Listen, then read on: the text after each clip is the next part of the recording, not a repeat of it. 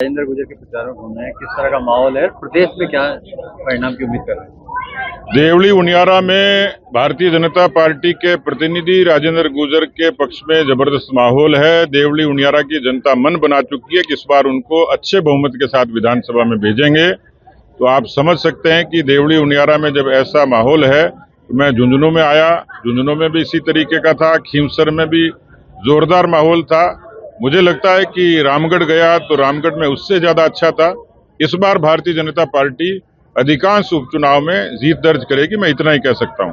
कश्मीर में धारा 370 हटने के बाद चुनाव के बाद में जो है पिछले 2 दिनों से हालात कुछ अलग नजर आ रहे हैं, कि किस तरह की जो है आप उम्मीद की कैसा होगा? देखिए, देश के प्रधानमंत्री नरेंद्र मोदी जी देश को जोड़ने में यकीन करते हैं। उन्होंने कश्मीर से कन्याकुमारी और कच्छ से कामरूप तक जोड़ा। किसी न किसी जरिए से देश की कनेक्टिविटी को बढ़ाया, सांस्कृतिक रूप से भी पुनरुत्थान का काम किया। लेकिन देश में और भी किस्म की ताकतें हैं जो नहीं चाहती कि भारत में स्थिरता रहे, भारत में सुख शांति और समृद्धि रहे, पर फिर भी देश के प्रधानमंत्री पूरे तरीके से प्रतिबद्ध हैं। 370 के खात्मे से केवल जम्मू कश्मीर नहीं, पूरे भारत के लोगों को वास्ता था। कश्मीर में शांति बहाली हुई, लाल चौक पर तिरंगा फहराया जाता था, दिवाली मनाई जाती थी। लेकिन जिस तरीके के हालात बनते जा रहे हैं, मुझे लगता है कि भारत की सरकार और प्रधानमंत्री हालांकि सक्षम है, लेकिन इस तरीके की ताकतों को भारत की जनता ने पहचानना शुरू कर दिया है। और भारत की अपनी एक नैसर्गिक ताकत है कि इस तरीके की गतिविधियां भारत का कुछ बिगाड़ नहीं सकती। भारत एक था, एक रहेगा और पूरी मजबूती से दुनिया के सामने तरक्की करेगा। मतदान की तारीख करीब आते आते अब सियासी पारा और जुबानी पारा दोनों चढ़ने लगे हैं।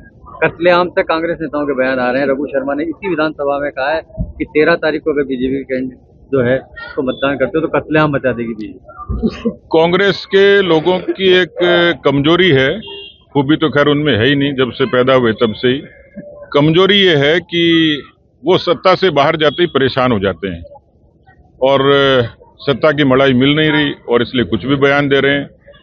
बल्कि इस देश में मोदी जी के आने के बाद, बीजेपी के आने के बाद तरक्की भी हुई है, भाईचारा बढ़ा है, सुख शांति बढ़ी है, और इसलिए इस तरीके का गैर जिम्मेदाराना बयान देकर वो क्या कहना चाह रहे हैं, मुझे लगता है कि जनता ने उनको कुछ दिन पहले जवाब दे दिया।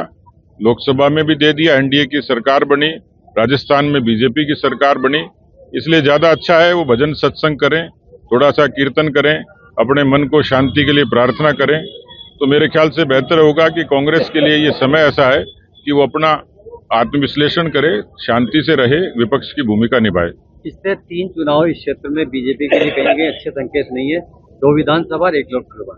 सचिन पायलट, हरीश मीणा का 3 चुनाव में प्रभाव देखने को मिला है। क्या लगता है कि डबल इंजन की सरकार का फायदा निश्चित तौर पर बीजेपी को मिलेगा, राजेंद्र गुर्जर को मिलेगा? पक्का मिलेगा, डबल इंजन का मिलेगा। इस क्षेत्र के लोग राम भक्त हैं, इस क्षेत्र के लोग राष्ट्र भक्त हैं, इसलिए मुझे पूरा भरोसा है कि पीछे कुछ भी हुआ होगा, लेकिन देवली उनियारा की जनता इस बार पूरी भरपाई कर देगी और पेटी ठोक के वोट देगी बीजेपी को।